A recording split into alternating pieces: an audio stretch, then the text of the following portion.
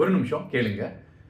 நீரிழிவு நோய் இருக்கிறவங்க, டயபிட்டிஸ் இருக்கிறவங்க, டைப் 2 டயபிட்டிஸ் இருக்கிறவங்களுக்கு மெட்டமார்ஃபின் டேப்லெட்ஸ் கொடுக்குறாங்க இல்லையா? அது ரீப்ளேஸ் பண்ண முடியுமா? அதை வேற ஏதாவது நம்ம உணவே மருந்துன்னு சொல்கிறாங்க இல்லையா? அதில் ஏதாவது செய்ய முடியுமா அப்படின்ட்டு டிபார்ட்மெண்ட் ஆஃப் ஃபார்மகாலஜியில் அவங்க பண்ணின ரிசர்ச்சை பேஸ் பண்ணி இந்த வீடியோ உங்களுக்கு கொடுக்குறேன்.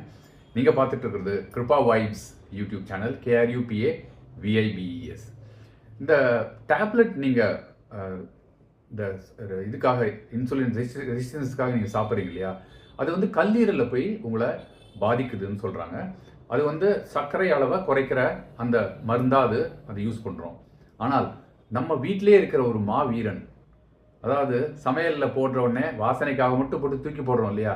அந்த கறிவேப்பிலை தொடர்ந்து 6 வாரம் சாப்பிட்டு வந்தாங்கன்னா 15 லீவ்ஸ் எடுத்து காலையில் வெறும் வயத்தில் நல்லா வாஷ் பண்ணிவிட்டு, கெமிக்கல்லாம் எடுத்துகிட்டு நல்லா வாஷ் பண்ணிவிட்டு அந்த 15 இலைகள் வாயில் போட்டு மென்று சாப்பிட்டாங்கன்னா 6 வாரத்தில் 20% வந்து உங்களோட சுகர் லெவல், அதாவது ஃபாஸ்டிங் சுகர் சொல்கிறாங்க இல்லையா, அது குறையுது அப்படிங்கிறது அந்த ஜேர்னல் ஆஃப் ஃபார்மகாலஜியில் அவங்க ரிசர்ச்சில் போட்டிருக்காங்க.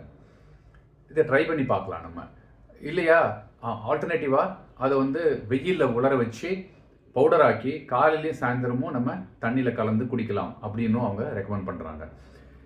இதில் எந்த சைடு எஃபெக்ட்டும் கிடையாது, உங்களோட சுகர் லெவலை குறைக்கும் அப்படின்றாங்க. நீங்கள் இந்த மருந்து மாத்திரை சாப்பிட்றத நிறுத்திட்டு தான் இதை பண்ணணும்னு அவசியம் இல்லை, அதோடையே சேர்ந்து இதை பண்ணலாம். சுகர் லெவல் குறைஞ்சு உங்களுக்கு நார்மலாக ஆன உடனே நீங்கள் வெறும் இந்த கருவேப்பிலை எடுக்கிறத மட்டும் வச்சுட்டு மாத்திரையை டோட்டலாக நிறுத்துறதுக்கான உங்களுக்கு ஸ்கோப் வரும் அப்படிங்கிறது அதில் மென்ஷன் பண்ணியிருக்காங்க.